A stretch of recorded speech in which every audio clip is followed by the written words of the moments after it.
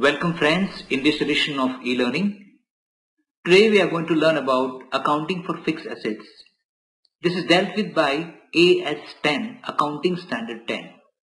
Friends, fixed asset is an important element of balance sheet of any enterprise, whether manufacturing or trading. Let's see this standard is applicable to what all kind of entities. This standard was introduced back in 1985. It is applicable to corporates as well as non-corporates, and in other words, all levels of enterprises, level 1, level 2 and level 3. Friends, this standard is very closely associated with one more standard, and that standard is AS6, depreciation. Friends, let's now look at the definitions. An asset is defined under framework for preparation and presentation of financial statement. An asset is a resource controlled by the enterprise as a result of past events from which future economic benefits are expected to flow to the enterprise. Friends, it's worth mentioning here that even savings is also construed to be flowing of economic benefit to the enterprise. In a layman's language, I would put it this way, that when an enterprise can generate some benefits, revenue, then this is technically known as economic benefits flowing to the enterprise. There are various categories or classes of an asset like land, building, plant, equipment, vehicles, furniture, fittings and computers. We will see a few more definitions here. The first one is that of the fixed asset. If you read this well, you will see that it is the intention of the usage of the asset which is playing a very critical role in classification of an item either as an asset or otherwise. मिसाल के तौर पे उदाहरण लीजिए गाड़ी का.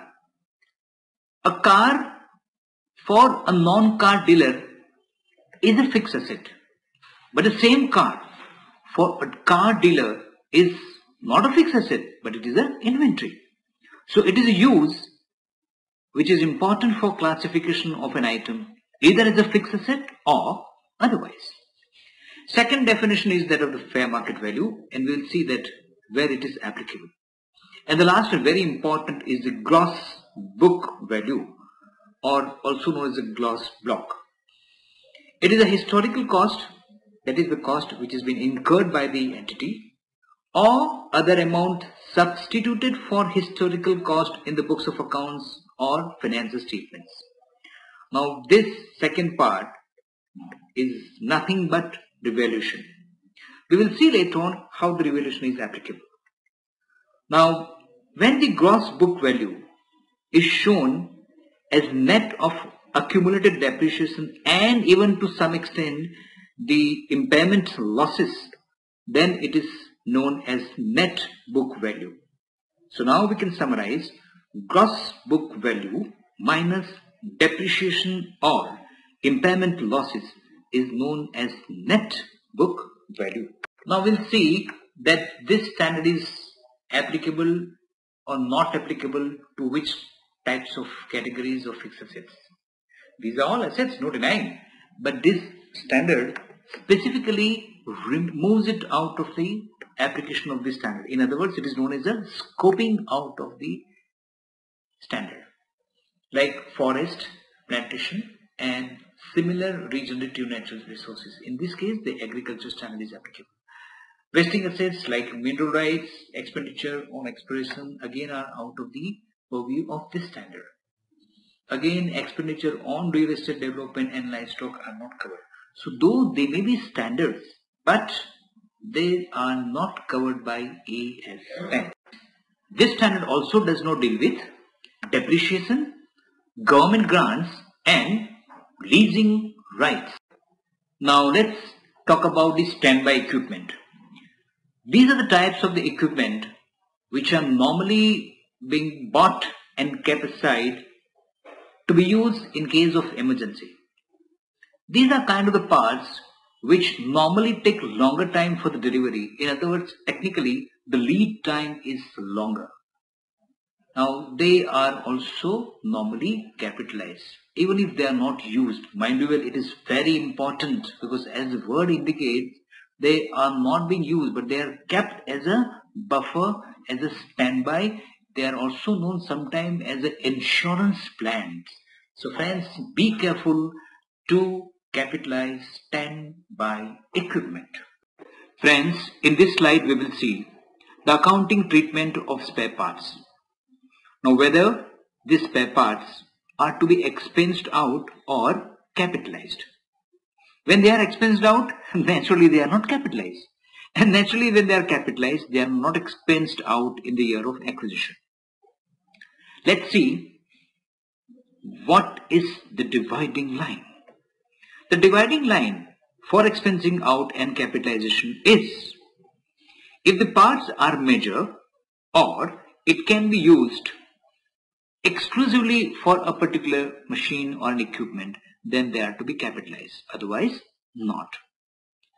That means the minor spare parts and the general spare parts have to be expensed out and not capitalized. Friends, until now we have seen what item to be capitalized.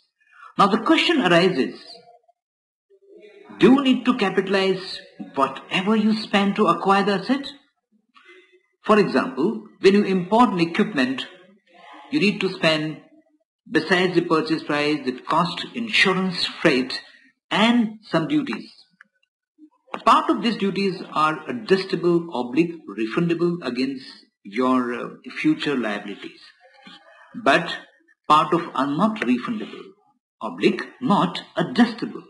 In such cases, only non-refundable taxes are to be capitalized. In other words, refundable taxes and duties are not capitalized. Friends, keep also in mind one more thing.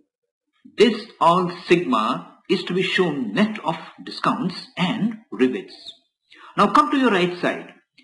There are some other costs which you incur besides the cost of purchase, import duty and taxes, etc. These costs are employee cost, cost of site preparation in case of installation of machine, installation assembly cost, cost of testing if you want to test whether the machine is producing products properly or not, and last the professional fees like consultants fees, engineers fees paid to engineers, architects and other consultants to acquire oblique construct oblique install and equipment. बहनों भाइयों, हमने कुछ पिछली slides में ये देखा कि कौन से किस्म की कॉस्ट कैपिटलाइज की जाती है. अब आने वाली कुछ स्लाइड्स में हम ये देखेंगे कि ये कॉस्ट कहां तक कैपिटलाइज की जाती है ना. मगर उसके लिए आपको करना पड़ेगा थोड़ा सा इंतजार. बट इन द मीनवाइल मैं ये भी आपसे गुजारिश करता हूं कि आप भी मन ही मन सोच लीजिए कि कहां तक, कब तक ये कॉस्ट कैपिटलाइज की जाती है, क्योंकि जाहिर सी बात है कि ये cost are not to be capitalise throughout the life of an asset. कुछ तो समय मर्यादा होगी, कुछ तो कंडीशन होगी कि वहां आपको कैपिटलाइजेशन स्टॉप करना पड़ेगा. क्या है वो?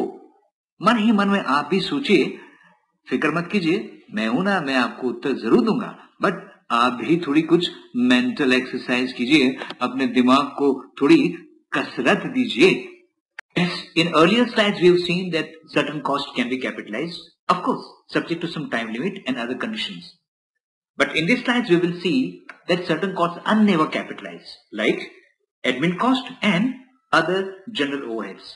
However, there is an exception, and this exception is that from out of this admin and other general cost, if you can specifically carve out and attribute some cost either to the construction or acquisition of the fixed assets, then such costs have to be capitalized even if they are admin or other general overheads. Friends, until now we have seen that what types of costs to be capitalized and what not. In the slides to come hereafter, we will now see that they have to be capitalized up to what time limit or up to what condition. Friends, here it's worth mentioning to you and explaining to you that The moment you stop capitalizing, you start depreciating. That means they are mutually exclusive events. But कुछ तो है जो आपको capitalisation बंद करने को मजबूर करता है और कुछ तो है जो आपको मजबूर करते हैं असेट्स को डेप्रिशिएट करने के लिए। तो हम देखते हैं अगली स्लाइड में क्या है वो जो आपको कैपिटलाइजेशन स्टॉप करवाते हैं और डेप्रिसिएशन स्टार्ट करवाते हैं। Very interesting in the next slide friends. Friends, here is the condition. It says that when the asset is in working condition for its intended use, the enterprise should stop capitalization of the relevant cost and the interest, and immediately or simultaneously start depreciating the asset. Friends, important things to be kept in mind is not the actual use of the asset, but the asset's capability of being in a condition that it can be used for its intended use. मसलन अगर आपने asset का सही में actual में इस्तेमाल नहीं किया है मगर आप कर सकते हैं एसेट का इस्तेमाल, तो भी आपको कैपिटलाइजेशन बंद करके डेप्रिसिएशन स्टार्ट करना है. Alright, we understood well that the moment the asset is in a condition for its intended use, you stop capitalizing the relevant cost and the interest and start depreciating. But what happens if the actual production gets delayed beyond the normal time? In that case, any expenditure incurred during this phase are either charged to profit and loss account, in other words, they are not capitalized, or they are deferred over the period of 3 to 5 years after the which date? Commencement of commercial production, commencement of actual commercial productions. So keep in mind, हमने machine को depreciate करना start कर दिया, relevant cost को capitalise करना भी बंद कर दिया. कब? जबकि machine was in condition for the intended use, even if it was not actually used. मगर जब एक्चुअल प्रोडक्शन ही इतना डिले हो जाए एबनॉर्मली, तब क्या करेंगे? यही करेंगे जो स्लाइड में लिखा है. इस समय दौरान अगर जो भी कुछ एक्सपेंस हुए, for example interest on the borrowed fund, so entity enterprise will not capitalise his interest under the argument that देखो भाई मशीन तो स्टार्ट नहीं हुआ, प्रोडक्शन डिले हो गया, सो हम कैपिटलाइज करते हैं. ऐसा नहीं कर सकते. तो क्या करेंगे? In that case, expenditure incurred during these phases are either charged to profit and loss account or may be deferred over next 3 to 5 years. After which date? After the commencement of commercial production. But they will never be capitalized in the cost of the equipment. Be careful about these friends. दोस्तों, अब तक हम बात कर रहे थे machines, equipment or the assets which an enterprise acquires from outside agencies or outside party. But what happens if the entity itself constructs or builds up or develops an asset? In that case also the same principles will be applicable as they were applicable to the assets which have been purchased or acquired.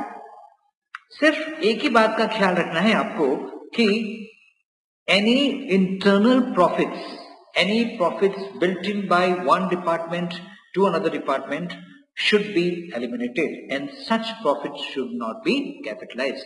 सिर्फ एक ही बात का ध्यान रखें, ख्याल करें, बाकी सब principles are the same, no change. Having recognized an asset, the next question is how to measure an asset, either at cost or at fair value.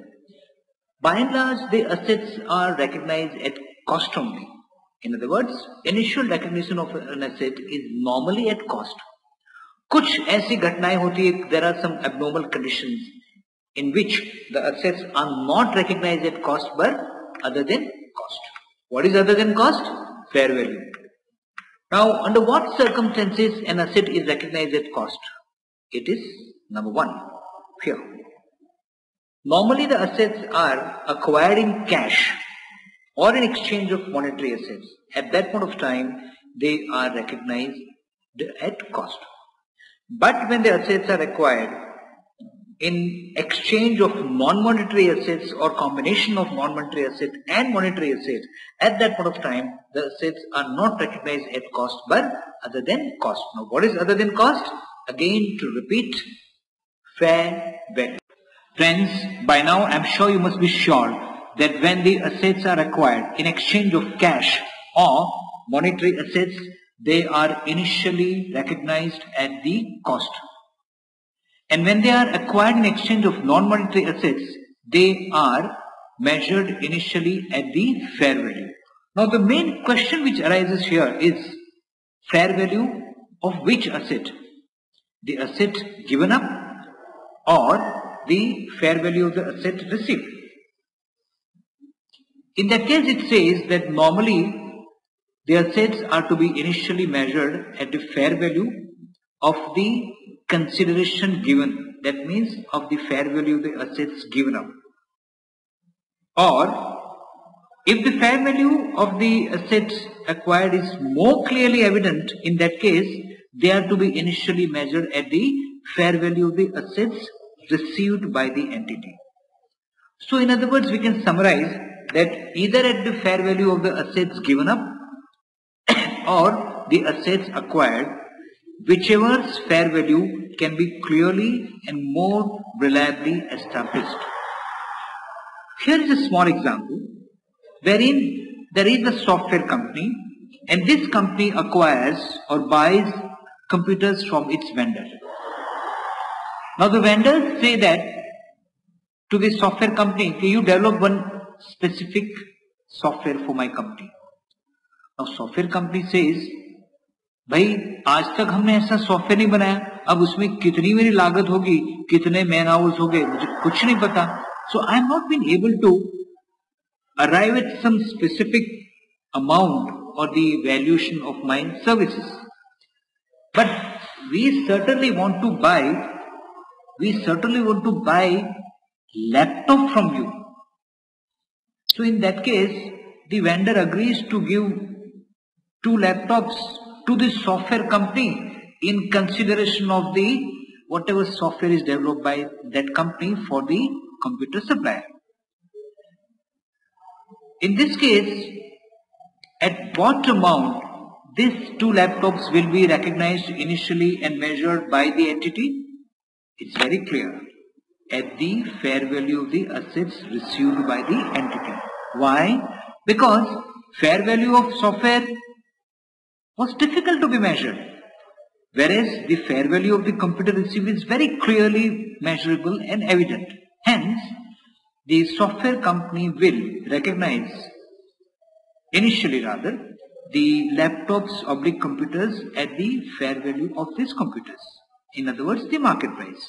And incidentally, for your knowledge, even the revenue also will be recognized by the software company at the fair value of the assets received.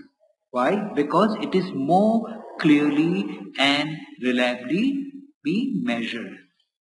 Friends, please read this slide well, as it explains as to why and under what circumstances the entity which has developed the computer software has recognized the computers received by it at the fair market value of the computer received by it and not at the fair market value of the software package developed and delivered to its client.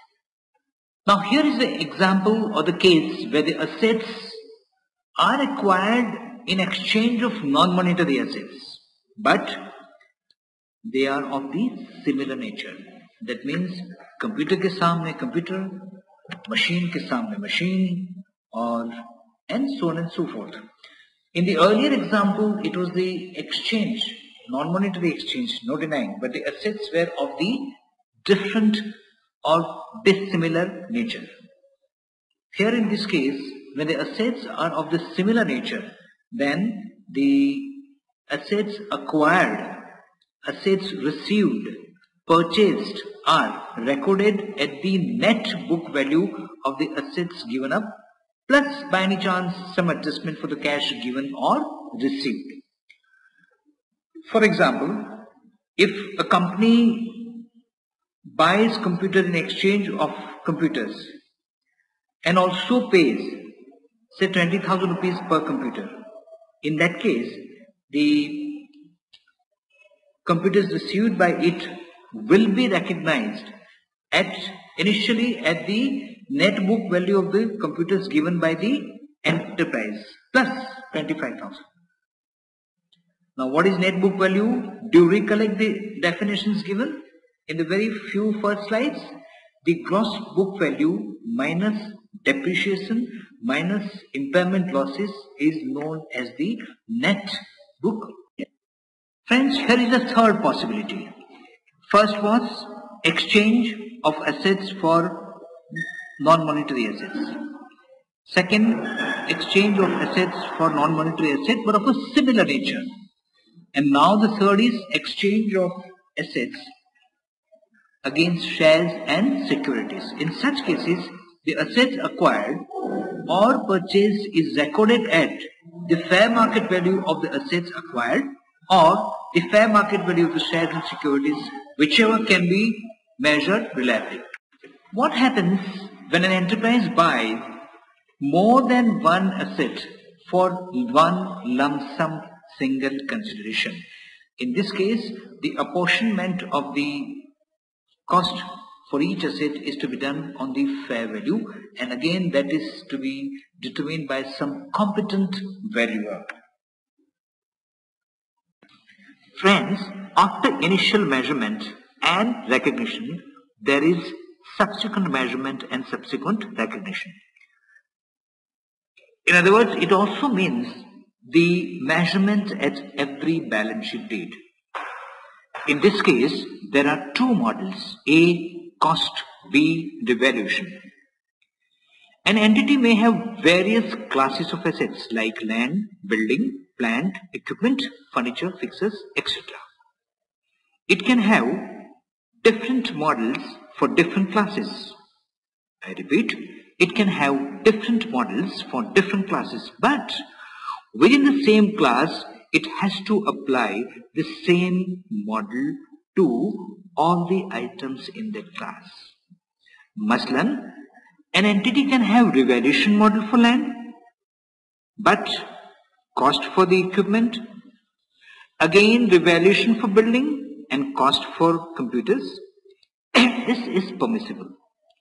However, having adopted one particular model for one particular class, it has no choice for applying this on a cherry pick model to the various items in the same class. Meaning, if entity has decided to adopt the revaluation model for its building and presume there are about 10 buildings. In that case, then entity has no choice but to revalue all the buildings, and it cannot say then, look, for first 3 buildings I'll follow the cost model and balance 7 I'll follow the revaluation model. No, it cannot do. In other words, within same class, apply the same model to all items. However, different classes can have different models. Now what happens to the carrying amount when the entity adopts the cost model? Carrying amount less means book value less accumulated depreciation and any accumulated impairment. Whereas in case of revaluation model, gross block minus accumulated depreciation and subsequent accumulated impairment. This is how they are carried in the books of accounts. In other words, for the cost model, cost less accumulated depreciation and impairment, and in case of revaluation model, revalued amount less accumulated depreciation and any subsequent accumulated impairment. Okay, now we are clear that an entity can subsequently measure a fixed asset either based on the cost model or revaluation model. As far as cost is concerned, We don't need to explain what is cost. But when it comes to revaluation model, we must understand what do you mean by revaluation and how the revalued amount is determined or ascertained. Revaluation by and large normally means valuing up to the fair value, fair market value.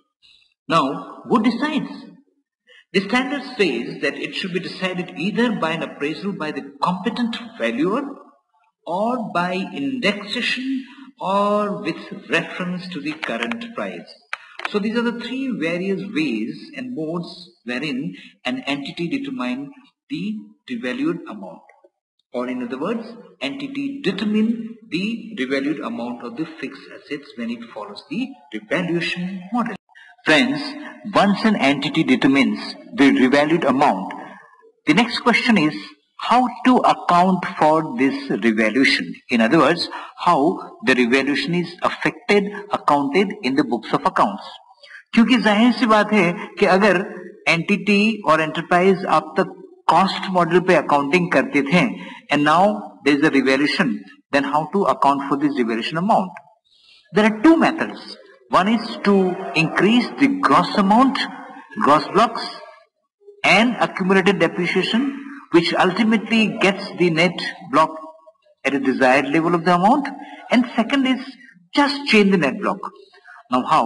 We will see in the next two slides how this is being done. बहनों भाइयों, एक चीज मैं आपको जरूर बताना चाहता हूं और मैं समझता हूं कि मुझे बताना ही चाहिए आपको, वो ये है कि अगर एंटरप्राइज ने कॉस्ट मॉडल से रिवैल्यूएशन मॉडल अडॉप्ट किया तो उसके पश्चात डेप्रिसिएशन, इम्पेयरमेंट जो भी कुछ होगा वो सिर्फ रिवैल्यूएशन अमाउंट के कॉन्टेक्स्ट में ही होगा. In other words, depreciation will be provided on the basis of the revalued amount only and not with the reference to the cost. Now let's see. Here is an example. Here are some vital figures. Assets gross book value is 100,000, 1 lakh. Accumulated depreciation is 25,000. Net book value is 75,000. The asset is now revalued at 1,50,000 rupees. अब देखते हैं there are two models and how these are being accounted for as per the various models in next two slides.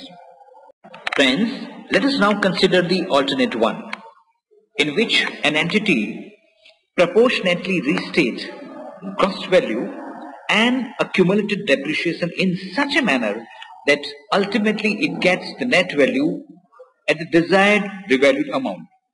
Now in this case, entity's present net black value is 75,000. The revalued amount now stands at 1,50,000. That means 1,50,000 has to be after claiming accumulated depreciation. So to arrive at the figure of 1,50,000, what an entity has done here, it has increased gross block to 2 lakhs. It has increased accumulated depreciation to 50,000 in such a manner that ultimately it gets the net block amount at 1,50,000. This is option 1. And there is one more option. We will see in the next slide the second option. Now this is alternate 2, in which case entity has simply paid or changed the net block.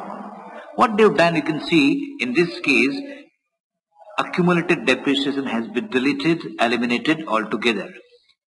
So what you're doing essentially is passing two entries. First entry is debit accumulated depreciation by 25,000 and credit fixed assets. अब क्या picture बनता है? सिर्फ gross block eight 75,000 क्योंकि अब depreciation नहीं रहा है ना. Now second entry is to give the impact of the revaluation. Alright, now what is your book value? 75,000. What is your net gross block? 75. What is accumulated depreciation? 0. What is net block? 75,000. How much you want the net amount to be now? 1,50,000. So what your entry is, you should debit fixed assets by 75,000 and credit revaluation reserve. This is very simple and mostly world over, this method is followed. Friends, accounting entries for increase in devaluation and decrease in devaluation of a fixed assets depends on whether an entity in past has done any devaluation or not. Now let's take the first case of devaluation whereby an entity increases the net book value of the fixed assets. Here you need to ask a question whether in past an entity has done devaluation. If yes, then entry is to debit assets account and credit profit or loss. If not, then entry is very simple, debit assets and credit revaluation. Let's take one simple example here which will make your understanding very clear. Suppose in past an entity has not done devaluation, that means उन्होंने decrease नहीं किया था.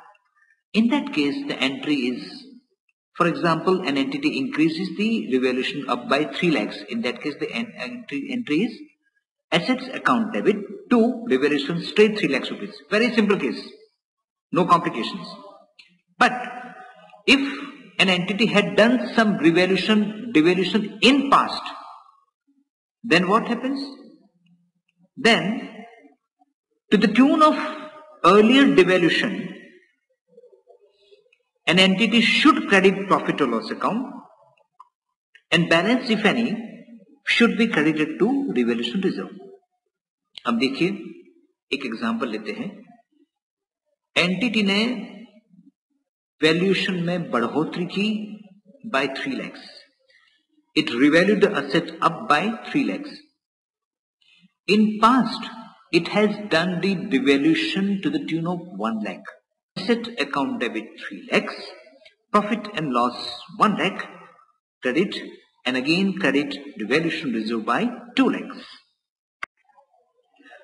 Now let's take the example of the downward revaluation. That means the carrying amount of the fixed asset is reduced as a result of the revaluation exercise.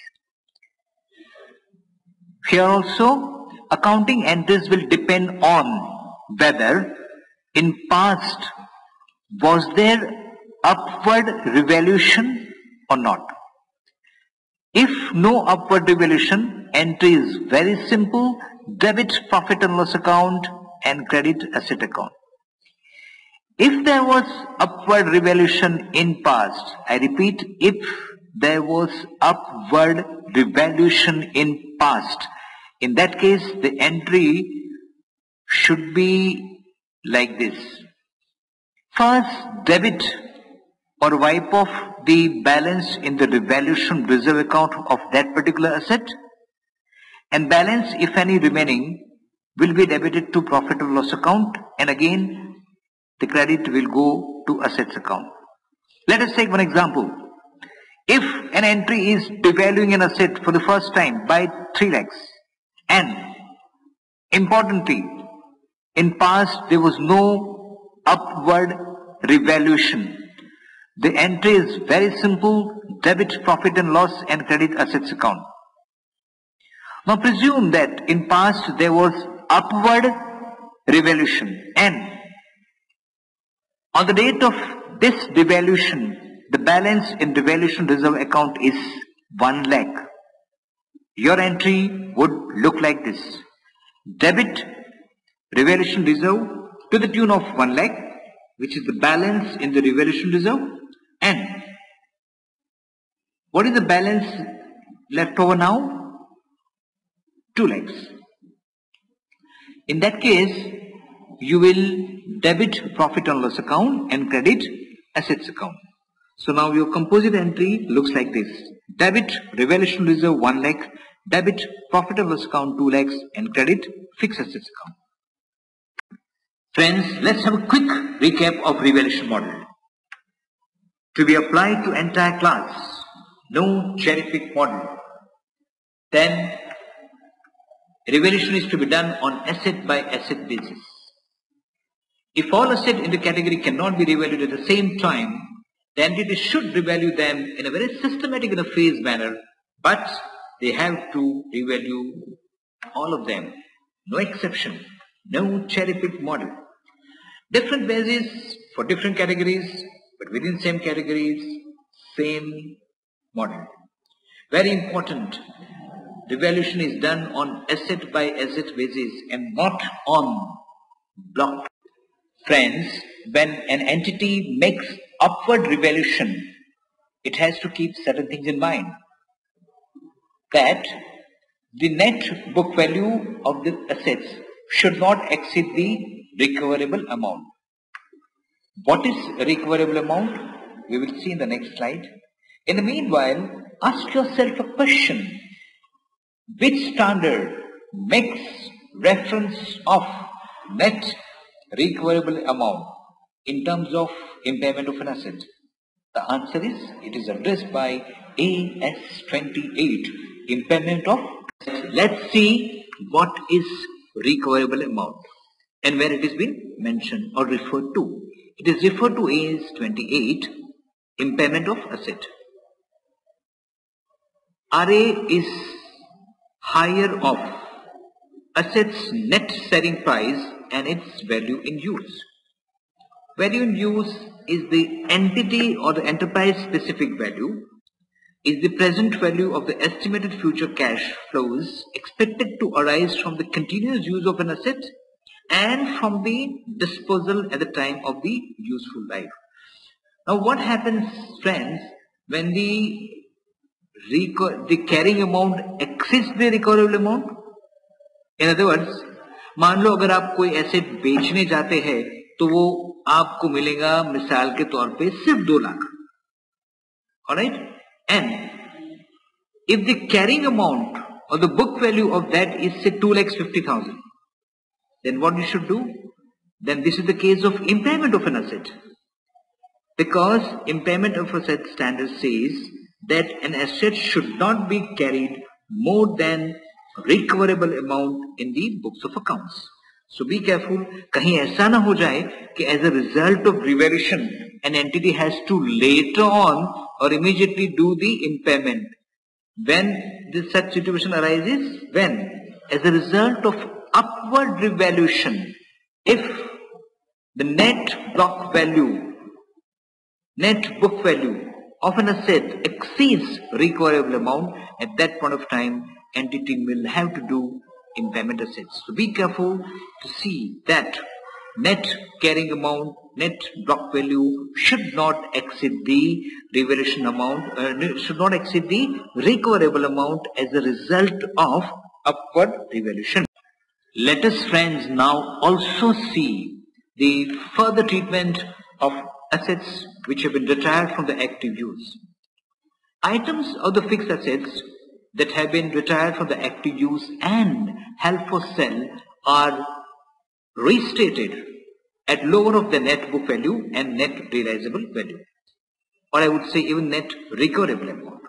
And what is net recoverable amount? We have seen in the slide before this. See how they are treated in terms of presentation.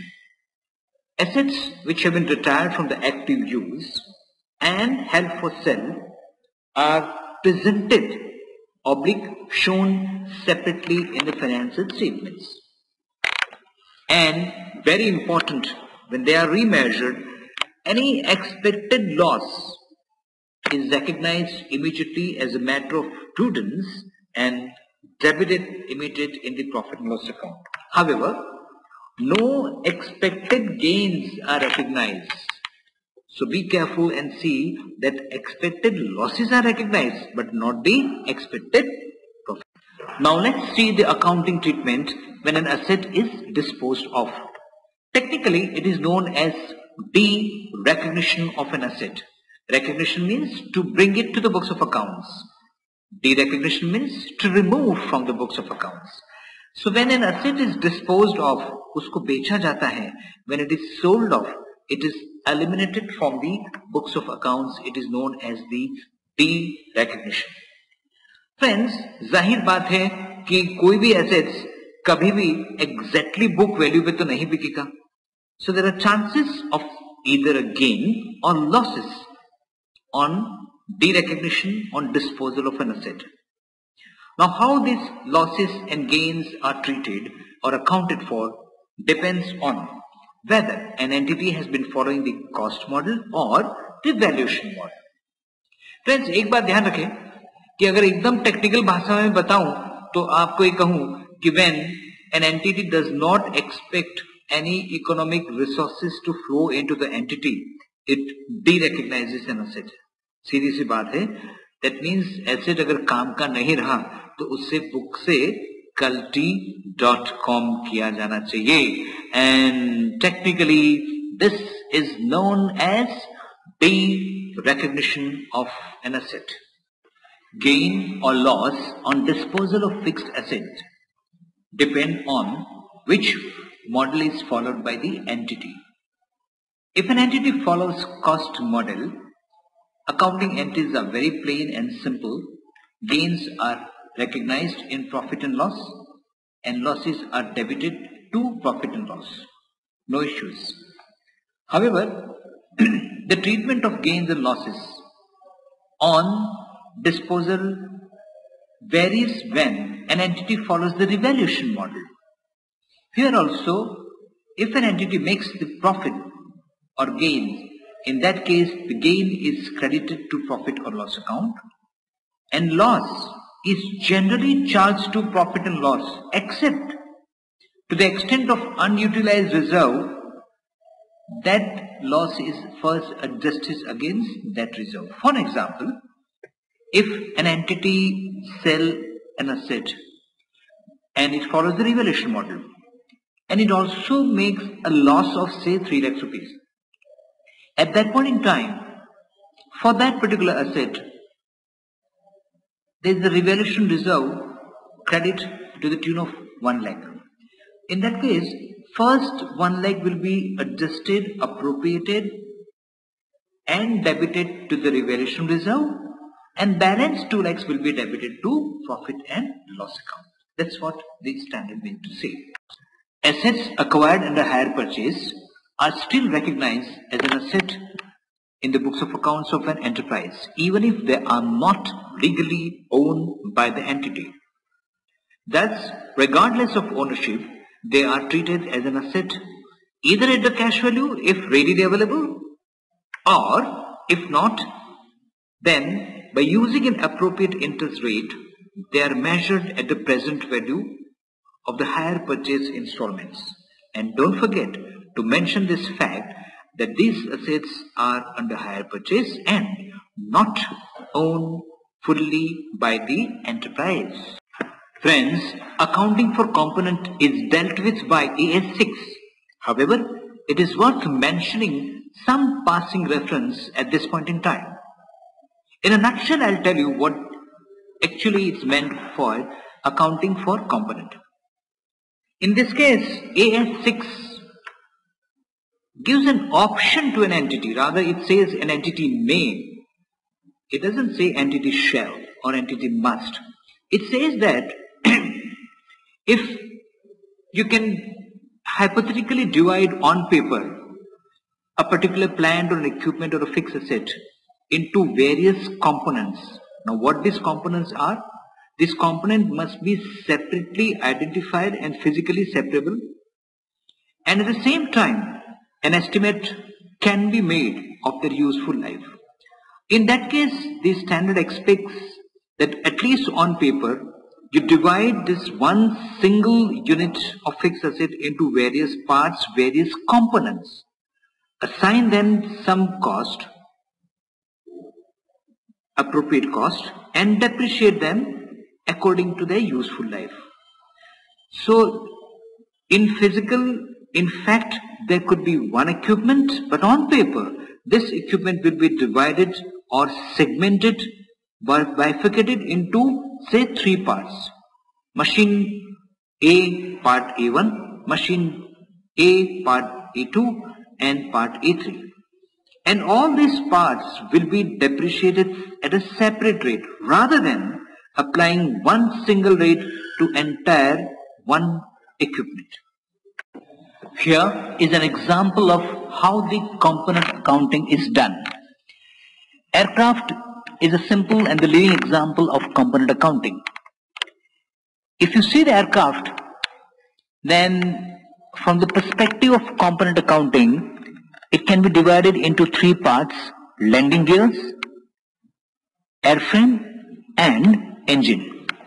These three parts are separately identifiable and physically separable. And equally important, the useful life of these parts can be estimated reliably.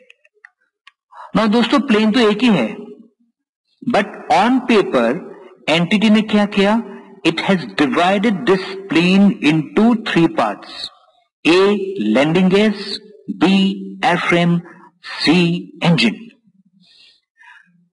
Now, as we mentioned earlier, these parts can be separately identifiable, physically separable, and most important, their useful life can be estimated reliably. अब देखिए landing gears की life कितनी है? 5 years. So what should be the rate of depreciation if it is depreciated at this SLM? 20%, है ना? 100 divided by 5, 20. Airframe has a useful life of 20 years. So it should be depreciated at what rate? If one follow the SLM, 5%.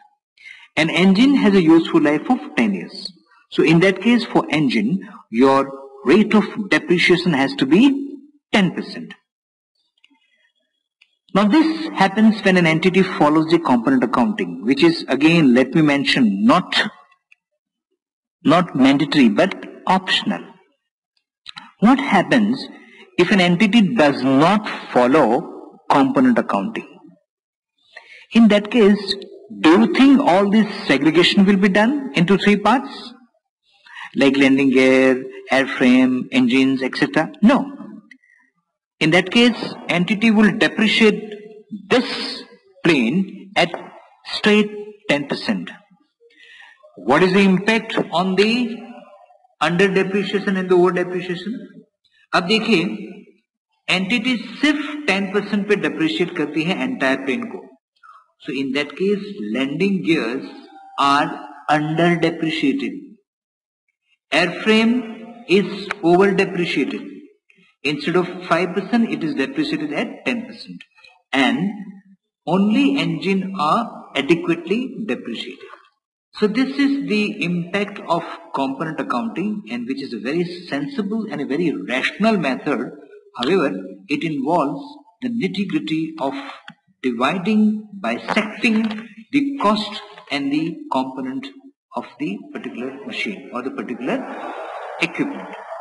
In this case, an entity has to take the help of the technical personnel like engineers and others to help entity realize that which are the parts which can be physically segregated and identified, and their useful life also can be measured reliably.